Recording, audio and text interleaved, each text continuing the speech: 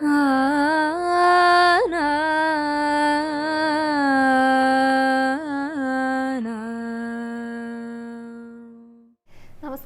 Guruvayur devotees ഓൺലൈനിലേക്ക് ഏവർക്കും സ്വാഗതം. സർവം കൃഷ്ണമയം. കൃഷ്ണായ വാസുദേവായ ദേവകീ നന്ദനായ ച നന്ദഗോപകുമാരായ ഗോവിന്ദായ നമോ നമഃ. ഈ മടി എന്ന് പറയുന്നത് വല്ലാത്തൊരു അവസ്ഥയാണ്. നമുക്ക് എല്ലാവർക്കും മടിയുണ്ട്. കുഞ്ഞു കുഞ്ഞു മടികൾ മുതൽ വലിയ വലിയ മടികൾ വരെ ഉണ്ട്. മടിയില്ലാത്തവരായിട്ട് ആരുമില്ല. എന്നാലും പൊതുവേ നമ്മൾ മടിയന്മാർ എന്നൊക്കെ വിളിക്കുക ഈ സ്കൂളിൽ പഠിക്കുന്ന കുട്ടികളെ നോക്കിയാൽ അവർക്ക് പഠിക്കാനൊക്കെ മടിയാണ്, അതുകൊണ്ട് മടിയൻ എന്നൊക്കെ വിളിക്കും. പക്ഷെ അവർക്ക് മാത്രമല്ല കേട്ടോ, മുതിർന്നവരായിട്ടുള്ളവർക്കും കൂടെ ഈ മടിയുണ്ട്. അത് പല രൂപത്തിലെ പല ഭാവത്തിലെ പലതും, അതിൻ്റെ കാഠിന്യം അതൊക്കെ വ്യത്യാസമാണെന്ന് മാത്രം. ശരിക്കും പറഞ്ഞു കഴിഞ്ഞാൽ നമ്മൾ ഒരിക്കലും മടി പിടിക്കാനായിട്ട് പാടില്ല എന്നാണ് പറയുക. ഇപ്പോൾ നമ്മൾ ചെയ്യേണ്ട കാര്യങ്ങൾ അത് നമ്മൾ തന്നെ ചെയ്യണം, വേറെ ആരും നമുക്ക് വന്നിട്ട് ചെയ്തു തരില്ല. അപ്പോൾ അത് എല്ലാ ദിവസവും ആ കൃത്യസമയത്ത് ചെയ്യുകയാണെങ്കിൽ പിന്നെ എല്ലാ ജോലികളും ഒരു കുന്നുപോലെ കിടക്കില്ല, ഒരു മല പോലെ കിടക്കില്ല. അങ്ങനെ കിടക്കുമ്പോഴാണ് മടിയനാകുക, മടിയൻ മല ചുമക്കും എന്ന് പറയണത്. അപ്പോൾ അത് കൃത്യമായിട്ട് ചെയ്ത് തീർക്കുകയാണെങ്കിൽ എല്ലാം നല്ല സ്മൂത്തായി ഇങ്ങനെ പോകും. നമ്മുടെ ഭഗവാനെ ഈ മടി പിടിച്ചിരിക്കുന്നവരെയൊന്നും ഇഷ്ടമില്ല. കാരണം ഭഗവാൻ ഇപ്രകാരമാണ്, കൃത്യമായിട്ടുള്ള കാര്യങ്ങൾ കൃത്യസമയത്ത് ചെയ്യുന്ന ആളാണ്, ഒരു മടിയും കൂടാതെ. ഭഗവാനെ പോലെ തന്നെ ആകണം തൻ്റെ ഭക്തരും, എല്ലാം കൃത്യമായി ചെയ്യുന്നവരാകണം എന്നുള്ള നിർബന്ധമുണ്ട്. അതുകൊണ്ട് തന്നെ ഈ മടി പിടിച്ചിരിക്കുന്നവർക്കൊക്കെ തക്കതായിട്ടുള്ള ശിക്ഷ നൽകും. ഈ ശിക്ഷ എന്ന് പറയുന്നത് അവരുടെ മടിയിൽ നിന്ന് മാറ്റാനായിട്ടുള്ള ചില തിരിച്ചറിവുകൾ, അങ്ങനെയാണ് പറയണത് കേട്ടോ. അപ്പൊ അത്തരത്തിലുള്ള ഈ മടികളെയൊക്കെ എങ്ങനെ മറികടക്കാം അതിനെ കുറിച്ചാണ്. പൊതുവെ ഈ മടിയുള്ളവരെ ഭഗവാൻ എപ്രകാരമാണ് കാണുന്നത്, അതിനെ എങ്ങനെയൊക്കെയാണ് ഭഗവാൻ അത് മാറ്റിത്തരിക, അതിനെക്കുറിച്ചൊക്കെയാണ് ഇപ്പൊ നമ്മൾ പറയാനായിട്ട് പോകുന്നത് കേട്ടോ. അതിലേക്ക് കടക്കുന്നതിന് മുൻപായിട്ട് നമുക്ക് അലങ്കാരങ്ങൾ പറയാം. ഇന്നലത്തെ ഗുരുവായൂരപ്പൻ്റെ അലങ്കാരം പറഞ്ഞുകൊണ്ട് തുടങ്ങാം. ഇന്നലത്തെ ഗുരുവായൂരപ്പൻ്റെ അലങ്കാരി ഗോവർദ്ധന ഗിരിധാരി ആയിട്ടായിരുന്നു ചാർത്തിയിട്ടുണ്ടായിരുന്നത്. ഒരു കുഞ്ഞുണ്ണികൃഷ്ണനാണ്. കുഞ്ഞുണ്ണികൃഷ്ണൻ ഒരു കുഞ്ഞു ഗോവർദ്ധന പർവ്വതം എടുത്ത് ഉയർത്തി നിൽക്കുകയാണ് കേട്ടോ. അതിമനോഹരമായിട്ട് ചാർത്തിയിട്ടുണ്ട്. കുറച്ച് തടിച്ചു വരണ്ടിട്ടുള്ള ഒരു ഭാവത്തിലൊക്കെയാണ് ഭഗവാൻ നിൽക്കുന്നുണ്ടായിരുന്നത് കേട്ടോ. അപ്പോൾ ഈ ഗോവർദ്ധന പർവ്വതം എടുത്ത് ഉയർത്തുന്ന സമയത്ത് അതൊരു സമാധാനമാണ്. നമുക്ക് എന്തൊക്കെ ബുദ്ധിമുട്ടുകളിലൂടെ നമ്മൾ കടന്നു പോകുകയാണെങ്കിലും നമ്മളെയൊക്കെ സംരക്ഷിച്ചുകൊണ്ട് നമുക്ക് മുകളിലായിട്ട് ഒരു കുട തന്നെ ഭഗവാൻ തീർത്ത് വെച്ചിട്ടുണ്ട്. അതിന് താഴെയാണ് നമ്മൾ നിൽക്കുന്നത്. ഭഗവാന്റെ സംരക്ഷണ വലയത്തിനുള്ളിലാണ് നമ്മളെല്ലാവരും നിൽക്കുന്നത്. തന്നിൽ ശരണാഗതി പ്രാപിച്ച ആ വ്രജവാസികളെ ഭഗവാൻ സംരക്ഷിച്ചതുപോലെ നോക്കൂ, ഒരു ചെറിയ വിരലിലാണ് ഭഗവാൻ ആ ഒരു വലിയ പർവ്വതത്തെ ഉയർത്തി നിർത്തിയിരിക്കുന്നത്. അതും എങ്ങനെയാണ്? ചെറിയൊരു ബാലൻ, ഈ ഗോവർദ്ധന ഉദാഹരണത്തിന്റെ സമയത്ത് 5-6 വയസ്സേ ഭഗവാന് പ്രായമുള്ളൂ. എന്നിട്ടോ വലതേ കൈ കൊണ്ട് ഓടക്കുഴി വിളിച്ചുകൊണ്ടിരിക്കുക. അവിടെ നിൽക്കുന്നവർക്കൊക്കെ കുറച്ച് സമാധാനം, അവരുടെ മനസ്സിലുള്ള സങ്കടങ്ങൾ എന്തെങ്കിലും ഉണ്ടെങ്കിൽ അതൊക്കെ മാറാനായിട്ട് 7 ദിവസം കഴിഞ്ഞത് അറിഞ്ഞില്ല എന്നാണ് പറയണത്. അപ്പോൾ ഈ ചെറിയൊരു കുട്ടിക്ക് ഇത്രയും വലിയൊരു കാര്യം ചെയ്യാനായിട്ട് സാധിക്കും. ആ ഒരു വിശ്വാസം നമുക്കുണ്ടാകണം. ഭഗവാന് സാധിക്കാത്തതായിട്ട് ഒന്നും തന്നെ ഇല്ല. നമ്മൾ എന്താ ചെയ്യേണ്ടത്? നമുക്ക് എന്തൊക്കെ ബുദ്ധിമുട്ടുകൾ ഉണ്ടെങ്കിലും അതെല്ലാം ഭഗവാനിൽ സമർപ്പിക്കാം. ഇതിനെല്ലാം പരിഹാരം ഭഗവാന്റെ അടുത്തുണ്ട് എന്നുള്ള പൂർണ്ണ ബോധ്യം നമുക്കുണ്ടെങ്കിൽ പിന്നെ നമുക്ക് ഒരു സങ്കടവും വരില്ല. ആ വ്രജവാസികൾ എപ്രകാരമാണോ ഭഗവാനിലെ അഭയം പ്രാപിച്ചത്, അവരെങ്ങനെയാണോ ഭഗവാൻ സംരക്ഷിച്ചത്, അതേപോലെ തന്നെ നമ്മൾ ഓരോരുത്തരെയും ഭഗവാൻ സംരക്ഷിക്കും. അത് നമുക്ക് ആദ്യം വേണ്ടത് ഭഗവാനിൽ അടിയുറച്ചിട്ടുള്ള വിശ്വാസമാണ്. അപ്പൊ നമ്മുടെ എല്ലാം സംരക്ഷണത്തിനായിട്ട് ഭഗവാൻ വന്നിരിക്കും എന്ന് പറയുന്ന ഒരു അലങ്കാരം തന്നെയായിരുന്നു ഇന്നലെ ചാർത്തിയിട്ടുണ്ടായിരുന്നു കേട്ടോ. പിന്നെയും പറയണു, അതിമനോഹരമായിട്ട് ചാർത്തിയിട്ടുള്ള അലങ്കാരമായിരുന്നു. 2 തിരുമുടിമാല ഉണ്ടായിരുന്നു ഭഗവാനെ. ഒരെണ്ണം നിറയെ തെച്ചിപ്പൂക്കൾ കൊണ്ട് കോർത്തിട്ടുള്ളതായിരുന്നു. പിന്നെ ഒരെണ്ണം തെച്ചിയും നന്ദ്യാർവട്ടവും കൂടെ ഇങ്ങനെ മാറി ഇടകലർന്നിട്ടാണ് കേട്ടോ, ഇങ്ങനെ മിക്സ് ആക്കിയിട്ടാണ് കോർത്തിരിക്കുന്നത്. പിന്നെ 2 ഉണ്ടമാലയുണ്ട്. അതിൽ ഭഗവാന്റെ ദേഹത്തിൽ ഇങ്ങനെ ചേർന്ന് കിടക്കുന്നത് തെച്ചിയും തുളസിയും, അതിങ്ങനെ മാറി കോർത്തിരിക്കുക. തെച്ചി, കുറച്ച് തുളസി, പിന്നെ കുറച്ച് തെച്ചി, അങ്ങനെ. പിന്നെ ഒരു ഉണ്ടമാലയിൽ തുളസി നന്ദ്യാർവട്ടം മാറി കോർത്തിരിക്കുകയാണ്. കുറച്ച് തുളസി, കുറച്ച് നന്ദ്യാർവട്ടം, കുറച്ച് തുളസി, അങ്ങനെ കോർത്തിരിക്കണേ. നടുക്കാണ് അതിസുന്ദരനായിട്ട് ഒരു കുഞ്ഞുണ്ണിയാണ് കേട്ടോ. കുഞ്ഞുണ്ണി കൃഷ്ണൻ കുറച്ച് തടിച്ചിട്ടൊക്കെയുള്ള ഒരു ഭാവമാണ്. നെറ്റിയിൽ ഗോപീത്തില കണ്ട് വലിയ കാതുപൂക്കളുണ്ട്. എന്ത് ഭംഗിയായിട്ടാണ് ഭഗവാൻ ചിരിക്കുന്നതെന്ന് അറിയോ? ഒരു കുഞ്ഞു പുഞ്ചിരിയൊന്നും അല്ല കേട്ടോ. ചുണ്ടൊക്കെ ചിരിക്കുമ്പോൾ നന്നായി ഇങ്ങനെ വലുതായിട്ടുള്ള ചുണ്ടുകൾ, അങ്ങനെയാണ് തോന്നിയിട്ടുണ്ടായിരുന്നത്. നിറയെ ആഭരണങ്ങൾ അണിഞ്ഞിട്ടുണ്ട്. മാലകളൊക്കെ ഇങ്ങനെ നല്ല പരത്തിയിട്ടൊക്കെയാണ് അണിഞ്ഞിരിക്കുന്നത്. പിന്നെ കൈവളകളും തോൾവളകളും ഒക്കെ ഭഗവാൻ അണിഞ്ഞിട്ടുണ്ട്. ഇടത്തെ കൈകൊണ്ടാണ് ഗോവർദ്ധനം ഉയർത്തിയിരിക്കുന്നത്. അത് നല്ല ഭംഗിയിൽ ഗോവർദ്ധനമൊക്കെ ചാർത്തിയിട്ടുണ്ട്. മുകളിലായിട്ട് ഈ തുളസിയുടെ ഇലകൾ കൊണ്ടൊക്കെ ഇങ്ങനെ മരത്തിൻ്റെ ഒക്കെ ഒരു പ്രതീതി അങ്ങനെയുണ്ട് കേട്ടോ. വലത്തെ കയ്യിൽ പൊന്നോടക്കുഴലാണ്. അതിങ്ങനെ നെഞ്ചോട് ചേർത്ത് പിടിച്ചിരിക്കുകയാണ് ഭഗവാൻ, ആർക്കും വിട്ടുകൊടുക്കില്ല എന്നുള്ള ഭാവത്തിൽ. അരയിലേക്ക് ഇങ്ങനെയൊക്കെ കെട്ടിയിട്ടുണ്ട്, പട്ടുകോണൊക്കെ കൊടുത്തിട്ടുണ്ട്. പിന്നെ കുഞ്ഞിക്കാലുകളിലെ കാൽത്തളകളും ഭഗവാൻ അണിഞ്ഞിട്ടുണ്ട് കേട്ടോ. നോക്കുമ്പോൾ ഒരു സുന്ദര രൂപം, നമുക്ക് അങ്ങനെ തോന്നുക, ഒരു പ്രത്യേക വാത്സല്യമൊക്കെ തോന്നും കേട്ടോ. കാരണം കുഞ്ഞൊരുണ്ണിയല്ലേ ഗോവർദ്ധനം എടുത്ത് ഉയർത്തിയിരിക്കണേ. അപ്പോൾ അത് കാണുമ്പോൾ നമ്മുടെ മനസ്സിൽ എന്താ വേണ്ടത്? ആ ഒരു വാത്സല്യം തീർച്ചയായിട്ടും വരും കേട്ടോ. അങ്ങനെ ഒരു അലങ്കാരമായിരുന്നു. ഒപ്പം നമ്മുടെ സംരക്ഷണത്തിനായിട്ട് ഭഗവാൻ ഉണ്ടായിരിക്കും എന്നുള്ള ആ ഒരു ഉറപ്പ് അതുകൂടെ നമുക്ക് വേണം. അപ്പം എപ്പോഴും ആ ഒരു ഉറപ്പോട് കൂടിയിട്ട് ഭഗവാന്റെ അടുത്ത് പ്രാർത്ഥിക്കാം. ഭഗവാന്റെ ആ ഒരു രൂപം നന്നായി മനസ്സിൽ കണ്ടിട്ട് നന്നായി തൊഴുത് പ്രാർത്ഥിച്ചോളൂ കേട്ടോ. ഭഗവാന്റെ പാദങ്ങളിൽ എല്ലാവരും ഒന്ന് നമസ്കരിച്ചോളൂ. ഗുരുവായൂരപ്പ ശരണം എന്നൊന്ന് കമൻറ്റ് ബോക്സിൽ രേഖപ്പെടുത്തിക്കോളൂ. അങ്ങനെ ഗോവർദ്ധന ഗിരിധാരിയായിട്ടുള്ള നമ്മുടെ ഉണ്ണിക്കണ്ണനെ തൊഴുത് നമസ്കരിച്ചിട്ട് നേരെ എത്തിയിരിക്കുന്നത് ഗണപതിയെ തൊഴാനായിട്ടാണ്. ഗണപതി ഒരു വയലറ്റും ഒരു കരിനീല നിറത്തിൽ അങ്ങനെ തോന്നിപ്പിക്കുന്ന നിറയെ സ്വർണ്ണ പൊട്ടുകളുള്ള ഒരു ഉടയാടയായിരുന്നു കേട്ടോ ധരിച്ചിട്ടുണ്ടായിരുന്നത്. പിന്നെ ഭംഗിയായിട്ട് ചാർത്തിയിട്ടൊക്കെ ഉണ്ട്. ഒരു കാശുമാല കഴുത്തിൽ അണിഞ്ഞിട്ടുണ്ട്. 2 സ്വർണ്ണ പൊട്ടുകൾ തുമ്പിയിലുണ്ട്. പിന്നെ നെറ്റിയുടെ ഭാഗത്തായിട്ട് ഒരു സ്വർണ്ണ പൂവുണ്ട്. 2 കാതുകളിലും സ്വർണ്ണ പൂക്കളുണ്ട്. പിന്നെ വലിയൊരു കിരീടം, ചുവന്ന കല്ല് പതിച്ചിട്ടുള്ള ഗണപതിക്ക് ഒരു കിരീടമുണ്ട്. അതാണ് ശിരസിൽ ചൂടിയിരിക്കുന്നത് കേട്ടോ. നല്ല സുന്ദരനായിട്ടിരിക്കുന്ന ഗണപതി തന്നെയായിരുന്നു. അപ്പോൾ എല്ലാവരും ഗണപതിയുടെയൊക്കെ ആ ഒരു രൂപം നന്നായിട്ട് മനസ്സിൽ കണ്ടുകൊണ്ട് തൊഴുതു പ്രാർത്ഥിച്ചോളൂ കേട്ടോ. ഗണപതിക്ക് മുന്നിൽ എല്ലാവരും ഒന്ന് ഏത്തമിട്ടോളൂ. ഇനി ഭഗവതിയെ കാണാൻ പോകുക കേട്ടോ. ഇന്നലെ ഭരണിയൊക്കെ ആയിരുന്നല്ലോ, അതുകൊണ്ടാണോ എന്ന് എനിക്കറിയില്ല. നല്ല സന്തോഷവതിയായിട്ടാണ് ഭഗവതി ഇരിക്കുന്നുണ്ടായിരുന്നത്. നല്ല ഭംഗിയിൽ ചാർത്തിയിട്ടുണ്ട്. മുഖച്ചാർത്തൊക്കെ കാണാനായിട്ട് നല്ല രസമുണ്ടായിരുന്നു കേട്ടോ. സ്പെഷ്യൽ അലങ്കാരമൊന്നുമല്ല, പക്ഷെ എന്നിരുന്നാലും നല്ല സുന്ദരിയായിട്ടിരിക്കുന്ന, അങ്ങനെ ഒരു നല്ല ഭംഗിയായിട്ടിരിക്കുന്ന ഒരു ഭഗവതിയായിരുന്നു. ചുവന്ന പട്ടാണ് കേട്ടോ. നിറയെ സ്വർണ്ണ പൊട്ടുകൾ ഇങ്ങനെയുണ്ട് അതിൽ. പിന്നെ കാതുകളിൽ സ്വർണ്ണ പൊട്ട് വെച്ചിട്ട് അതിന് ചുവടേക്ക് ഇങ്ങനെ പൊട്ടുകൾ ഇങ്ങനെ വെച്ചിരിക്കുക. അപ്പോൾ അതൊരു മാല പോലെ തോന്നുന്നുണ്ട്. നല്ല തിളക്കമുണ്ടായിരുന്നു കാണാനായിട്ട്.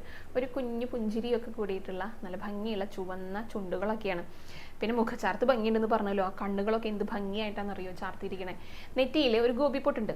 അതൊരു കറുപ്പ് നിറത്തിലാണ് കേട്ടോ, ചെറിയൊരു ഗോപിപ്പൊട്ട്. അതിന് ചുറ്റുമായിട്ട് ചുവന്ന കുത്തുകൾ ചുറ്റും ഇട്ടിരിക്കുകയാണ്. ഈ ചാന്ത് പൊട്ട് ഉണ്ടല്ലോ, അതുകൊണ്ട് നമ്മൾ കുത്തുകൾ ഇടില്ലേ, അതേപോലെ അങ്ങനെ ഭംഗിയുള്ള ഒരു പൊട്ടാണ്. പിന്നെ കിരീടം ചാർത്തിയിരിക്കുകയാണ്. അപ്പോൾ ആദ്യം ഒരു ഭാഗം ചാർത്തിയിട്ട് പിന്നെ അതിന് മുകളിലേക്കായിട്ട് പ്രത്യേക ഡിസൈനിലൊക്കെ ചാർത്തിയിട്ടുണ്ട് കേട്ടോ. അത് ഈ ചന്ദനം കൊണ്ടും പിന്നെ വെളുത്ത നൂല് കൊണ്ടൊക്കെ ചാർത്തിയിട്ട് ചുവന്ന കുത്തുകളൊക്കെ ഇട്ടിട്ടുണ്ട്. പിന്നെ ഇലകൾ കൊണ്ട് ഇങ്ങനെ ഭംഗിയുള്ള ഡിസൈനുകളൊക്കെ ചെയ്തിട്ടുണ്ട്. പിന്നെ നടുക്കായിട്ട് ഒരു ഇതൾ പോലെ ചാർത്തിയിട്ട് അവിടെ ഒരു ചന്ദ്രകല കൂടെ പൊട്ടിച്ച് വെച്ചിട്ടുണ്ട്. അതിസുന്ദരി എന്ന് പറഞ്ഞാൽ അതിസുന്ദരി അങ്ങനെ ഇരിക്കുന്ന ഭഗവതിയായിരുന്നു ഇന്നലെ അലങ്കാരമായിട്ട് ചാർത്തിയിരിക്കണേ. അപ്പോൾ ഭഗവതി അമ്മയുടെ ആ ഒരു രൂപമൊക്കെ ആ മുഖമൊക്കെ നന്നായി ഒന്ന് മനസ്സിൽ ധ്യാനിച്ചിട്ട് തൊഴുതു പ്രാർത്ഥിച്ചോളൂ കേട്ടോ. ഭഗവതി അമ്മയ്ക്ക് മുന്നിലും എല്ലാവരും ഒന്ന് നമസ്കരിച്ചോളൂ. ഇനി നമ്മളെത്തിയിരിക്കണതേ അയ്യപ്പനെ കാണാനായിട്ടാണ് കേട്ടോ. അയ്യപ്പനെ ഒരു കസവ് കൊണ്ടാണ് ഉടയാടയായിട്ട് ചാർത്തിയിരിക്കണേ. പിന്നെ അരയിലേക്ക് ഇങ്ങനെ പോലെ കിട്ടിയിട്ടുണ്ട് കേട്ടോ. അതിന് നടുക്കായിട്ട് ഒരു ചുവന്ന നിറത്തിൽ ഒരു പൂവും കൂടെ വെച്ചിട്ടുണ്ട്. പിന്നെ മാല കാണാൻ നല്ല ഭംഗിയുണ്ട്. അതെങ്ങനെയാണെന്നറിയോ? സ്വർണ്ണമണികളുണ്ടല്ലോ, അതിങ്ങനെ അടുപ്പിച്ച് ഒട്ടിച്ച് വെച്ചിരിക്കുക. സ്വർണ്ണ പൊട്ടുകളല്ല, കുറേ മുത്തുകൾ പോലെ സ്വർണ്ണമണികൾ ഇങ്ങനെ ഒട്ടിച്ച് വെച്ചിരിക്കുകയാണ്. അതൊരു മാല പോലെ തോന്നുന്നുണ്ടായിരുന്നു. പിന്നെ നിറയെ ഗോപി തിലകങ്ങൾ അതിന് ചുവടെയായിട്ട് ഇങ്ങനെ ആ കൂർത്ത അഗ്രം താഴേക്ക് വരുന്ന രീതിയിൽ അതും ഇങ്ങനെ നിറയെ പതിപ്പിച്ചിട്ട് ഒരു മാല. അപ്പം ഒന്ന് ആലോചിച്ച് നോക്കിയേ, എന്തൊരു തിളക്കാന്നറിയോ. കഴുത്തിലുള്ള മാലകൾ ഇങ്ങനെ നല്ല ഭംഗിയിൽ തിളങ്ങുന്നുണ്ടായിരുന്നു. പിന്നെ കാതുകളിൽ സ്വർണ്ണപ്പൂക്കൾ വെച്ചിട്ടുണ്ട്. കാതിന് മുകളിലായിട്ടും സ്വർണ്ണപ്പൂക്കളുണ്ട്. അപ്പോൾ 2 എണ്ണം വെച്ച പോലെ ഉണ്ട് കേട്ടോ. പിന്നെ നെറ്റിയിൽ ഒരു സ്വർണ്ണപ്പൂവുണ്ട്. പിന്നെ അയ്യപ്പൻ്റെ കിരീടമാണ്, സ്വർണ്ണ നിറത്തിൽ ഒരു കിരീടമുണ്ട് അയ്യപ്പന്. അങ്ങനെയാണ് ഇന്നലെ അയ്യപ്പൻ ഒരുങ്ങിയിരിക്കുന്നുണ്ടായിരുന്നു കേട്ടോ. അപ്പോൾ ആ രൂപമൊക്കെ എല്ലാവരും ഒന്ന് മനസ്സിൽ നന്നായിട്ട് ധ്യാനിച്ചിട്ട് നന്നായി തൊഴുതു പ്രാർത്ഥിച്ചോളൂ. അയ്യപ്പന് മുന്നിലും എല്ലാവരും ഒന്ന് നമസ്കരിച്ചോളൂ. ഈ ഒരു കഥ പറയാട്ടോ.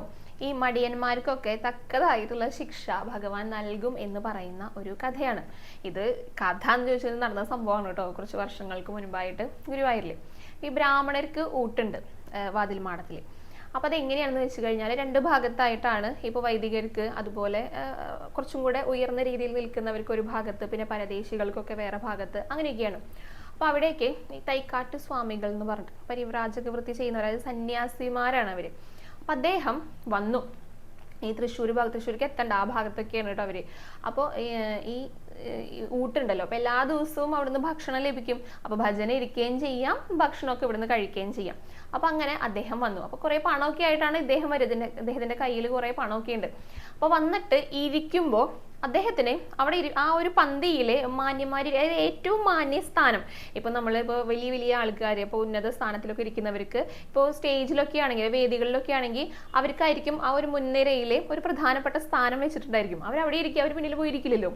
ഏറ്റവും മുന്തിയ ഇരിക്കുന്ന ആൾക്കാർ അപ്പോൾ ഉദ്ഘാടനം ചെയ്യാൻ വന്നവരാണ്, അല്ലെങ്കിൽ ഇപ്പോൾ ഒരു മന്ത്രിമാരാണ്, അല്ലെങ്കിൽ നമുക്ക് അവിടുത്തെ ഏറ്റവും ചീഫ് ഗസ്റ്റ് ആണ്, അവർ ഏറ്റവും മുൻപന്തിയിലാണ് ഇരിക്കുക, മുൻനിരയിലാണ് ഇരിക്കുക. അതേപോലെ ഒരു മാന്യസ്ഥാനത്ത് ഇദ്ദേഹത്തിന് സ്ഥിരമായിട്ട് അവിടെ തന്നെ ഇരിക്കണം എന്നുള്ളത് നല്ല നിർബന്ധമായിരുന്നു. അപ്പം അത് കർശനമായിട്ട് അദ്ദേഹം അവിടെ ഇരിക്കുകയും ചെയ്തിരുന്നു. വേറെ എവിടെയും അദ്ദേഹത്തിന് ഇരിക്കുന്നത് ഇഷ്ടമല്ല. അപ്പം അങ്ങനെ ഇരുന്നിട്ടാണ് എല്ലാ ദിവസവും കഴിക്കുക. അപ്പം ഇതറിയാത്തവരായിട്ടുണ്ടായിരിക്കുമല്ലോ. അപ്പം അങ്ങനെ ഒരു ചെറുപ്പക്കാരൻ ഇതറിയാതെ, അദ്ദേഹത്തിന് മനഃപൂർവ്വം അവിടെ ഇരുത്താതിരിക്കണം എന്നുള്ള ഉദ്ദേശമൊന്നും ഈ ചെറുപ്പക്കാരന് ഉണ്ടായിരുന്നില്ല കേട്ടോ. അവിടെ കയറിയിരുന്നു. ഇദ്ദേഹം കഴിക്കാനായിട്ട് വന്നപ്പോൾ താൻ ഇരിക്കേണ്ടടുത്ത് വേറൊരാൾ കയറിയിരിക്കുന്നു. ദേഷ്യം വരാതിരിക്കും, കുറച്ച് ധാർഷ്ട്യമൊക്കെ കൂടുതലുള്ള ആളായിരുന്നു ഈ സ്വാമിയാർ. അദ്ദേഹം വന്നിട്ട് ഈ ചെറുപ്പക്കാരൻ്റെ അടുത്ത് കയർത്ത് സംസാരിച്ചു എന്ന് മാത്രമല്ല കേട്ടോ, അത്രയും മോശമായിട്ട് അവിടുന്ന് എണീപ്പിക്കുകയും ചെയ്തു. അപ്പോൾ ഈ ചെറുപ്പക്കാരന് നല്ല വിഷമമൊക്കെ ആയിട്ടോ. അങ്ങനെ ഇത് എല്ലാ ദിവസവും ഇങ്ങനെയാണ്. അദ്ദേഹം 2 നേരം ഇവിടുന്ന് ഭക്ഷണം കഴിക്കും, ബാക്കിയുള്ള സമയത്ത് ഭജന ഇരിക്കും, പ്രത്യേകിച്ച് പണികളൊന്നും ചെയ്യില്ല. അപ്പോൾ ഈ ചെറുപ്പക്കാരനും വിചാരിച്ചു, ഇദ്ദേഹമാണെങ്കിലോ കാണാനും നല്ല ശരീരമൊക്കെയുള്ള, തടിച്ചുരുണ്ടിട്ട് അങ്ങനെ ഒരു ശരീരം കൂടി ആയപ്പോൾ കുറച്ച് പേടിയായി.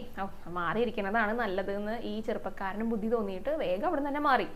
ഇദ്ദേഹമാണെങ്കിലോ എല്ലാ ദിവസവും ഇങ്ങനെയാണ്, എല്ലാവരുടെ അടുത്തും കയർത്ത് സംസാരിക്കും, ദേഷ്യത്തോടു കൂടി സംസാരിക്കും. അങ്ങനെ ഇദ്ദേഹത്തിന്റെ പെരുമാറ്റമൊന്നും ആളുകൾക്കൊന്നും കാര്യമായിട്ട് ഇഷ്ടപ്പെടുന്നില്ല. കാരണം വേറെ ഇപ്പൊ ജോലികളൊന്നും ചെയ്യില്ല, ഈ ഒരു കാര്യത്തിൽ മാത്രമാണ് നിർബന്ധമായിട്ട് പറയുള്ളൂ, അതും ദേഷ്യപ്പെട്ടിട്ട് പറയും. അങ്ങനെ ഒരു ദിവസം ഇദ്ദേഹം പതിവ് പോലെ കഴിക്കാനായിട്ട് വന്നിരുന്നു. അപ്പോൾ ഭക്ഷണമൊക്കെ ഇങ്ങനെ വിളമ്പിയിട്ടുണ്ട് കേട്ടോ, ഒരുപാട് കാര്യങ്ങളൊക്കെ വിളമ്പിയിട്ടുണ്ട്. അദ്ദേഹം കഴിച്ചുകൊണ്ടിരിക്കുകയാണ്. അപ്പോൾ പായസമൊക്കെ വിളമ്പി ഒരു കവിള് പായസം കുടിച്ചപ്പോഴേക്കും ഇദ്ദേഹത്തിന് എന്തൊക്കെയോ അസ്വസ്ഥത തോന്നി. ഇത് വയറിനകത്ത് എന്തൊക്കെയോ ബുദ്ധിമുട്ടുകൾ ഉണ്ടാകുന്നത് പോലെ ഇദ്ദേഹത്തിന് അനുഭവപ്പെട്ടു. പിന്നെ അവിടെ ഇരിക്കാൻ പറ്റുന്നില്ല, നോക്കാനൊക്കെ വന്നിട്ട് വേഗം ഇറങ്ങി ഓടി. കുളത്തിൻ്റെ ഭാഗത്ത് എത്തുമ്പോഴേക്കും അദ്ദേഹം അവിടെ ഛർദ്ദിച്ച് അവശനായിട്ട് ഇരിക്കണം. കഴിച്ചത് മൊത്തം പോയി. ഛർദ്ദിയൊക്കെ ഉണ്ടായി കഴിഞ്ഞാൽ നമുക്കറിയാം, പെട്ടെന്ന് നിർജ്ജലീകരണമൊക്കെ വരും, പിന്നെ ആകെ ബുദ്ധിമുട്ടാവും. അപ്പം ഇദ്ദേഹം അവിടെ ഇരുന്നിട്ട് ബുദ്ധിമുട്ടുന്നത് കണ്ടിട്ടും ആർക്കും അങ്ങനെ പ്രത്യേകിച്ച് സഹതാപമൊന്നും തോന്നിയില്ല. ചിലർക്കൊക്കെ മനസ്സിൽ കുറച്ച് സന്തോഷം തോന്നി. കാരണം അത്രയും ധാർഷ്ട്യമുള്ള ഒരാളായിരുന്നു. എല്ലാവരുടെ അടുത്തും അങ്ങനെയൊക്കെ സംസാരിച്ചു കഴിഞ്ഞാൽ പിന്നെ ആർക്കെങ്കിലും എന്തെങ്കിലുമൊക്കെ ഒരു സഹതാപം തോന്നുമോ മനുഷ്യർക്ക്? അപ്പം അങ്ങനെയായിരുന്നു. ചിലർക്കൊക്കെ ഒരു സന്തോഷം കൂടെ തോന്നിയിട്ടോ. അങ്ങനെ സംഭവിച്ചു. പിന്നെ ഇദ്ദേഹത്തിന് ആകെ ബുദ്ധിമുട്ടുകളായി. ഭക്ഷണമൊന്നും നേരാൻ വണ്ണം കഴിക്കാനായിട്ട് സാധിക്കണില്ല, തീരെ കഴിക്കാനേ പറ്റുന്നില്ല. ഇദ്ദേഹം കഴിക്കാനൊക്കെ ആയിട്ട് വന്നിരിക്കുമെങ്കിൽ കൂടിയിട്ട് ഒന്നും കഴിക്കാനായിട്ട് ഇദ്ദേഹത്തിന് പറ്റുന്നുണ്ടായിരുന്നില്ല. അങ്ങനെ ഇദ്ദേഹത്തിന് എന്തെങ്കിലുമൊക്കെ കഴിച്ചു കഴിഞ്ഞാലാണ് പ്രശ്നമുള്ളൂ, കഴിക്കാതിരുന്ന് കഴിഞ്ഞാൽ ഒരു പ്രശ്നമില്ല. അപ്പോൾ കുറച്ചെങ്കിലും കഴിച്ചു കഴിഞ്ഞാൽ പിന്നെ ആകെ അസ്വസ്ഥതയായി, അതൊക്കെ ഛർദ്ദിച്ചിട്ട് പുറത്ത് കളയലായി. അങ്ങനെ ആകെ ക്ഷീണിച്ചു വിട്ടു ഇദ്ദേഹം. ആ തടിച്ചുരുണ്ട ശരീരപ്രകൃതിയൊക്കെ പോയിട്ട് നന്നായിട്ട് മെലിഞ്ഞു. അപ്പോൾ ഇദ്ദേഹത്തിൻ്റെ മനസ്സിൽ ഇങ്ങനെ തോന്നി തുടങ്ങി. അപ്പോഴൊക്കെയാണ് നമുക്ക് എന്തെങ്കിലുമൊക്കെ ബുദ്ധിമുട്ടുകൾ വരുമ്പോഴൊക്കെയാണ് ഭഗവാനെ സ്മരിക്കുക. അപ്പോൾ ഇത് ഗുരുവായൂരപ്പൻ്റെ ശിക്ഷയായിരിക്കും എന്ന് അദ്ദേഹത്തിന് തോന്നി. പിന്നെ നന്നായിട്ട് പ്രാർത്ഥിച്ചു തുടങ്ങി അദ്ദേഹം ഭഗവാന്റെ അടുത്ത്. ഭഗവാനെ, എന്തെങ്കിലും ഒരു ഭക്ഷണം എനിക്ക് കഴിക്കാൻ സാധിച്ചിട്ട് പിന്നെ ഞാൻ മരിച്ചാലും കുഴപ്പമില്ല എന്ന് പറഞ്ഞു ഭഗവാന്റെ അടുത്ത്. എന്നിട്ട് അദ്ദേഹം എന്ത് ചെയ്തു തുടങ്ങി? ഭാഗവതമൊക്കെ പാരായണം തുടങ്ങി. അങ്ങനെ അദ്ദേഹത്തിന് ചെറിയ മാറ്റങ്ങളൊക്കെ വന്നു തുടങ്ങിയിട്ടോ. ഒരു മണ്ഡലകാലമൊക്കെ കഴിഞ്ഞു. അപ്പോൾ ഈ മാറ്റങ്ങളൊക്കെ വന്നു തുടങ്ങണത് എല്ലാവരും ശ്രദ്ധിക്കുന്നുണ്ട്. അദ്ദേഹത്തിന് കഴിക്കാൻ പറ്റുന്നില്ല, പക്ഷെ അദ്ദേഹം ബാക്കിയുള്ളവരെയൊക്കെ ഇപ്പോൾ വിളമ്പാനായിട്ട് സഹായിക്കും, ഭക്ഷണം ഉണ്ടാക്കാനൊക്കെ ആയിട്ട് അങ്ങനെയൊക്കെ സഹായിച്ചു തുടങ്ങി. അപ്പം തന്നെ ആളുകളുടെയൊക്കെ മനസ്സിൽ ഇദ്ദേഹത്തിനെ കുറിച്ചുണ്ടായിരുന്ന ധാരണകളിലൊക്കെ മാറ്റം വന്നു. ഇദ്ദേഹം കുറച്ച് മാറിയിട്ടുണ്ടല്ലോ, കുറച്ചും കൂടെ നന്നായല്ലോ. അപ്പോൾ സ്വാഭാവികമായിട്ട് അദ്ദേഹത്തിൻ്റെ അടുത്തൊരു അടുപ്പവും ഇഷ്ടമൊക്കെ തോന്നുമല്ലോ. അപ്പോൾ എല്ലാവരും അദ്ദേഹത്തെ സ്നേഹിക്കാനായിട്ട് തുടങ്ങി. തിരിച്ചും അദ്ദേഹം വളരെ നല്ല രീതിയിൽ തന്നെ എല്ലാവരുടെ അടുത്തും പെരുമാറാനായിട്ട് തുടങ്ങി. അപ്പോൾ അദ്ദേഹമൊക്കെ അനങ്ങിയിട്ട് പണി ചെയ്യാനായിട്ടും തുടങ്ങി. അങ്ങനെ കുറച്ച് ദിവസം കഴിഞ്ഞപ്പോൾ അരവയറ് നിറച്ച് കഴിച്ചനായി, പകുതി വയറ് കഴിക്കുകയാണെങ്കിൽ പിന്നെ ബുദ്ധിമുട്ടില്ല എന്നുള്ള ഒരു അവസ്ഥയിലെത്തി. മറ്റേതൊന്നും കഴിക്കാനായിട്ട് പറ്റിയിരുന്നില്ല. അപ്പോൾ കുറച്ച് കഴിക്കാം, കൂടുതൽ കഴിക്കുമ്പോഴാണ് അത് ഛർദ്ദിച്ചു പോകുക. അപ്പോൾ അദ്ദേഹത്തിന് കുറച്ചൊരു ആശ്വാസമായി. അങ്ങനെ കുറേ ദിവസം ഇങ്ങനെ കഴിയും തോറും അമിതമായ നിരക്കിൽ ഭക്ഷണം കഴിക്കുകയാണെങ്കിൽ വലിയ കുഴപ്പമില്ലാതെ പോകാനായിട്ട് തുടങ്ങി. എന്നാലും അദ്ദേഹം ഭക്ഷണം കഴിക്കുന്നതിന് മുൻപായിട്ട് അധ്വാനിക്കും. വേണ്ട കാര്യങ്ങൾ, സഹായങ്ങളൊക്കെ ചെയ്തു കൊടുത്തിട്ടേ അദ്ദേഹം ഭക്ഷണം കഴിക്കാനായിട്ട് ഇരുന്നിരുന്നുള്ളൂ. അപ്പം എല്ലാവർക്കും അതൊരു സഹായമായി, അവർക്ക് സന്തോഷമായി. അങ്ങനെ ഗുരുവായൂരപ്പൻ അദ്ദേഹത്തിന് നല്ല ബുദ്ധി കാണിച്ചു കൊടുക്കുകയാണ് ചെയ്തത്. ഈ തൈക്കാട്ടു സ്വാമിയാരുടെ കഥ അങ്ങനെയാണ് പറയണത്. അപ്പോൾ ഇത് തന്നെയാണ് നമ്മുടെ അടുത്തും പറയാനുള്ളത്. ഭഗവാനെ അദ്ദേഹം ഒരു സന്യാസിയാണ്, നോക്കൂ. അപ്പോൾ അവർക്ക് പോലും ഭഗവാൻ ഒരു മടി ഉണ്ടായപ്പോൾ അത് മാറ്റിക്കൊടുത്തു. നമ്മളൊക്കെ വളരെ സാധാരണക്കാരാണ്. അപ്പോൾ നമുക്ക് മടി വന്നു കഴിഞ്ഞാൽ തീർച്ചയായിട്ടും ഭഗവാൻ അത് മാറ്റിത്തരും. അങ്ങനെ തന്നെയാണ് പറയണത്. അപ്പോൾ മടി ഉണ്ടെങ്കിൽ, മടി ഉണ്ടോ എന്ന് നമ്മൾ ആദ്യം മനസ്സിലാക്കണം. നമ്മുടെ കാര്യങ്ങളൊന്നും കൃത്യസമയത്ത് നടക്കുന്നില്ലേ, നമുക്ക് ചെറിയൊരു മടി ഉണ്ടാകാനായിട്ട് സാധ്യതയുണ്ട്. നമ്മളെപ്പോഴും നല്ല ഊർജ്ജസ്വലരായിട്ട് നമ്മുടെ എല്ലാ കാര്യങ്ങളും ഏറ്റവും ആദ്യം തന്നെ ചെയ്ത് തീർക്കണം എന്നാണ് പറയുക. എല്ലാ കാര്യങ്ങളും ചെയ്തു വെച്ചിരുന്ന പിന്നെ നമുക്ക് ഫ്രീ ആയിട്ടിരിക്കാലോ. അല്ലാതെ നമ്മൾ ആ ചെയ്യാനുള്ളത്, നമുക്ക് ലഭിക്കാനുള്ളത് മാത്രം അത് നമ്മൾ കണ്ടിട്ട് കാര്യമില്ല. അവിടേക്ക് എത്തണമെങ്കിൽ കുറച്ച് വഴികളൊക്കെ നമുക്ക് പോകാനായിട്ടുണ്ടായിരിക്കും. അപ്പോൾ അതൊക്കെ മടിയൊന്നും ഇല്ലാതെ അവിടേക്ക് എത്താനായിട്ട് നമുക്ക് സാധിക്കണം. അപ്പോൾ മടി ഉള്ളവർ എന്ത് ചെയ്യണം? ഭഗവാനോട് പറയാ. ഭഗവാനോട് പറഞ്ഞു കഴിഞ്ഞാൽ ഭഗവാൻ നല്ല എളുപ്പത്തിൽ നമുക്ക് മടി മാറ്റി തരും. അപ്പോൾ നമുക്ക് തിരിച്ചറിവുകളൊന്നും ഇല്ലാതെ തന്നെ ചിലപ്പോൾ നമുക്ക് എന്തെങ്കിലുമൊക്കെ ബുദ്ധിമുട്ടുകൾ വരുമ്പോഴായിരിക്കും, ഇതുപോലെ വയറുവേദന വരികയാണ്, ഭക്ഷണം കഴിക്കാതെ ഇദ്ദേഹത്തിന് ഭക്ഷണം കഴിക്കാൻ പറ്റിയില്ലല്ലോ, അങ്ങനെയൊക്കെയുള്ളത് വരുമ്പോഴൊക്കെയായിരിക്കും ചിലപ്പോൾ ചിലർക്ക് തിരിച്ചറിവ് ഉണ്ടായിരിക്കുക. ചിലപ്പോൾ അതിന് മുൻപേ തിരിച്ചറിവ് വരുന്നവരുണ്ട്. അപ്പോൾ ഈ തിരിച്ചറിവ് ഉണ്ടാകുക എന്നുള്ളതാണ് ഏറ്റവും പ്രധാനപ്പെട്ട കാര്യം. ഇദ്ദേഹം ഭഗവാന്റെ സന്നിധിയിലാണ്. അപ്പോൾ പിന്നെ ഭഗവാൻ ആ തിരിച്ചറിവ് അദ്ദേഹത്തിന് ഉണ്ടാക്കി കൊടുത്തു. അപ്പോൾ നമ്മളെപ്പോഴും ഭഗവാനോട് പറയാ, മടിയുണ്ടെങ്കിൽ എന്ത് ചെയ്യണം? ഭഗവാൻ എനിക്ക് കുറച്ച് മടിയൊക്കെ ഉണ്ട്, എൻ്റെ കാര്യങ്ങളൊന്നും ഇങ്ങനെ നടക്കണില്ല. അല്ലാതെ ഭഗവാൻ എൻ്റെ കാര്യങ്ങളൊന്നും നടക്കണില്ല കേട്ടോ, അതൊക്കെ നടത്തി തരൂ, അങ്ങനെയല്ല പറയണത്. അപ്പോൾ ഭഗവാൻ ചോദിക്കും, നീ മടി പിടിച്ചിരുന്നിട്ടല്ലേ നിന്റെ കാര്യങ്ങളൊന്നും നടക്കാത്തത്, മടി മാറ്റിയിട്ട് വേഗം കാര്യങ്ങളൊക്കെ ചെയ്യൂ എന്നാ ഭഗവാൻ പറയാ. പക്ഷെ അത് നമ്മൾ ആരും പറയണത് കേൾക്കില്ല. നമുക്ക് ആ ഒരു മടിയുടെ കാര്യം, നമുക്ക് മടിയേ ഇല്ല. നമ്മളെല്ലാവരും നല്ല കുട്ടികളൊക്കെയാണെന്നാണ് വിചാരിക്കുക. പക്ഷെ എല്ലാവർക്കും നോക്കൂ, ഏതെങ്കിലുമൊക്കെ തരത്തിൽ ഒരു കുഞ്ഞു മടി ഉണ്ടായിരിക്കും. എനിക്കൊക്കെ മടിയുണ്ട് കേട്ടോ, ചെറിയ മടികളൊക്കെ ഉണ്ട്. അപ്പോൾ ആ മടികളൊക്കെ മാറാനായിട്ട് മലര് ചീട്ടാക്കാൻ പറയാറുണ്ട് കേട്ടോ. മടി മാറാനായിട്ട് മലര് ചീട്ടാക്കുന്നത് വളരെ നല്ലതാണെന്ന് പറയാറുണ്ട്. പക്ഷെ നമ്മൾ പ്രയത്നിക്കുകയും കൂടി വേണം, എന്നാൽ മാത്രമേ നമുക്ക് മുന്നോട്ട് പോകാനായിട്ട് സാധിക്കുള്ളൂ. അപ്പോൾ ഭഗവാന്റെ അനുഗ്രഹത്തോട് കൂടിയിട്ട് എല്ലാവരുടെയും മടിയൊക്കെ മാറിയിട്ട് നമ്മളെ മുടങ്ങിക്കിടക്കുന്ന കാര്യങ്ങളൊക്കെ വേഗം തുടങ്ങാനായിട്ട് സാധിക്കട്ടെ. ഏറ്റവും ഭംഗിയായിട്ട് അതെല്ലാം നമുക്ക് ചെയ്തു തീർക്കാനാക്കിയായിട്ട് സാധിക്കട്ടെ. അതിനുള്ള ഗുരുവായൂരപ്പൻ എല്ലാ അനുഗ്രഹവും എല്ലാവർക്കും നൽകട്ടെ കേട്ടോ. ഇനി നമുക്ക് ചോദ്യങ്ങൾ പറയാട്ടോ. ദീപ്തി ഡി എന്ന് പറഞ്ഞിട്ടുള്ള ഒരു ഭക്തയാണ്. വീട്ടിൽ നേദിച്ച പായസം കഴിക്കുമ്പോഴേ മധുരം കുറവ് അനുഭവപ്പെടുന്നു. അതെനിക്കുണ്ടായ അനുഭവമാണ്, പ്ലീസ് റിപ്ലൈ എന്നാണ് പറഞ്ഞിരിക്കുന്നത്. അതായത് ഭഗവാന് വീട്ടിൽ നേദിക്കാറുണ്ട്. പായസം കൊടുക്കുമ്പോൾ ഭഗവാനല്ല ആദ്യം കൊടുക്കുക, പിന്നെ നമ്മൾ കഴിക്കുമ്പോൾ അത് നേദിച്ചതാണ് നമുക്ക് കിട്ടുക. അപ്പോൾ അതിൽ മധുരം കുറവാണെങ്കിൽ നമ്മൾ കുറച്ച് മധുരമേ ഇട്ടിട്ടുള്ളൂ. അത് പലതവണയൊക്കെ നമുക്ക് അനുഭവം ഉണ്ടാകുമ്പോൾ നമ്മൾ എന്താ ചെയ്യണ്ടേ? കുറച്ചധികം മധുരം ഇടുക. സാധാരണ ഇത്ര കണക്ക് എന്നൊക്കെ ഉണ്ടായിരിക്കും. ഭഗവാന്റെ കാര്യത്തിലൊന്നും കണക്ക് നോക്കരുത്. ഭഗവാന് നല്ല മധുരമൊക്കെ നല്ല ഇഷ്ടം. പാൽപ്പായസത്തിൽ മധുരം ഇടുന്ന സമയത്താണ് ഭഗവാനെ വിളിക്കാൻ പലപ്പോഴും ആ പഞ്ചാര വിളി എന്നാണ് അതിനെ പറയുന്നതും. അപ്പൊ എന്താണ് മധുരം കുറവ് എന്ന് നമുക്ക് തോന്നിയിട്ടുണ്ടെങ്കിൽ കുറച്ചധികം പഞ്ചസാര ഇടുക. പാൽപ്പായസമാണെങ്കിൽ പഞ്ചസാരയാണല്ലോ ഇടുക. ഇപ്പോൾ വേറെ ഏതെങ്കിലും പായസമാണെങ്കിൽ ഇപ്പോൾ ശർക്കരയോ എന്താണോ മധുരത്തിന് ഉപയോഗിക്കുന്നത് അത് കുറച്ചാണ്ട് കൂട്ടിയിടുക. നല്ല മധുരത്തോട് കൂടിയിട്ട് ഭഗവാൻ കഴിക്കട്ടെ. നമുക്കത് അനുഭവപ്പെടുത്തി തന്നത് എന്തുകൊണ്ടാണെന്നറിയോ? ഭഗവാൻ അത് സ്വീകരിക്കുന്നുണ്ട്. നമ്മൾ എന്ത് കൊടുത്താലും നമ്മൾ സ്നേഹത്തോട് ഭക്തിയോട് കൂടിയിട്ടാണ് നൽകണമെങ്കിൽ ഭഗവാൻ അത് സ്വീകരിക്കും. അതൊട്ടും സംശയമില്ലാത്ത കാര്യമാണ്. പക്ഷെ ഭഗവാന് കുറച്ച് മധുരം കുറഞ്ഞു എന്ന് തോന്നി, അതാണ് നമുക്കത് അനുഭവപ്പെടുത്തി തന്നത്. അപ്പോൾ നമ്മൾ എന്ത് ചെയ്യണം? കുറച്ച് മധുരം അങ്ങോട്ട് ഇട്ട് കൊടുക്കുക. അപ്പം നല്ല സന്തോഷവാനായിട്ട് നല്ല മധുരമുള്ള പാൽപ്പായസം ഭഗവാൻ കുടിക്കട്ടെ. അപ്പോൾ ആ ഒരു പ്രസാദം നമുക്കും കുടിച്ചു കഴിഞ്ഞാൽ അപ്പോൾ നമ്മൾ കുടിക്കുമ്പോൾ അറിയാം മധുരം ഉണ്ട്, ഭഗവാന് സന്തോഷമായി, നമുക്ക് സന്തോഷമല്ലേ. അപ്പോൾ മധുരം കുറഞ്ഞു എന്ന് തോന്നുകയാണെങ്കിൽ കുറച്ച് മധുരം അധികമായിട്ട് വിട്ടുകൊടുക്കുക കേട്ടോ. അപ്പോൾ ഇത്രയൊക്കെ കാര്യങ്ങളാണ് ഇന്നത്തെ വീഡിയോയിൽ ഉൾക്കൊള്ളിച്ചിരിക്കുന്നത് കേട്ടോ.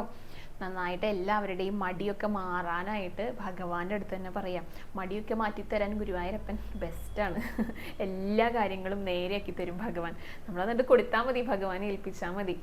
അപ്പോൾ അതാണ് ഇന്നത്തെ വീഡിയോയിൽ ഏറ്റവും പ്രധാനമായിട്ട് പറഞ്ഞിരിക്കുന്നത്. കാരണം നിറയെ മടിയന്മാരും മടിച്ചികളൊക്കെ ഉണ്ട്, നമ്മുടെ ഇടയിൽ തന്നെ ഉണ്ട്. അതുകൊണ്ടായിരിക്കാം അങ്ങനെ പറയാനായിട്ടും അങ്ങനെ ഒരു വീഡിയോ തന്നെ ചെയ്യാനായിട്ടും തോന്നിപ്പിച്ചത് കേട്ടോ. അപ്പോൾ ഇനി നമുക്ക് നാമജപത്തിൻ്റെ എണ്ണം പറയാം. ഇന്നലെ വീഡിയോ ഉണ്ടായിരുന്നില്ല. ഇനി മുന്നത്തെ ദിവസത്തെ വീഡിയോയ്ക്ക് ചുവടെ വന്നിട്ടുള്ള കമൻസ് ആണ് കേട്ടോ. അതിൽ നാമജപമാണ് എണ്ണിക്കൊണ്ട് വന്നിരിക്കുന്നത്. 1,49,335 നാമങ്ങളാണ് എല്ലാവർക്കും കൂടെ ഭഗവാനിൽ സമർപ്പിക്കാനായിട്ട് സാധിച്ചത്. അപ്പോൾ ഇനിയും എല്ലാ ദിവസവും നാമജപം വളരെ നന്നായിട്ട് തന്നെ തുടർന്നു കൊണ്ട് പോകുക കേട്ടോ. അതൊക്കെ എണ്ണിക്കൊണ്ട് വന്നിട്ട് നമ്മുടെ വീഡിയോയ്ക്ക് ചുവടെയായിട്ട് കമൻറ്റ് ചെയ്യുക. അപ്പോൾ അടുത്ത ദിവസം ഞാനതെല്ലാം കൂടെ കൂട്ടിയിട്ട് കൊണ്ടുവരാം. അപ്പോൾ അതാണ് നാമജപത്തെ കുറിച്ച് പറയാനായിട്ടുള്ളത്. ആരും മുടക്കണ്ട കേട്ടോ. അപ്പോൾ ഇന്നത്തെ വീഡിയോയും ഇവിടെ അവസാനിക്കുകയാണ്. ഇനി ഇന്ന് തൊഴാൻ പോയ വിശേഷങ്ങൾ, അലങ്കാരങ്ങൾ, ഇതേപോലെ പുതിയ പുതിയ കാര്യങ്ങളുണ്ടെങ്കിൽ, അത് ചോദ്യങ്ങളുണ്ടെങ്കിൽ അതിൻ്റെ ഉത്തരങ്ങളൊക്കെ ആയിട്ട് നാളത്തെ വീഡിയോയിൽ കാണാം. ഹരേ കൃഷ്ണ, ഹരേ ഗുരുവായൂരപ്പ.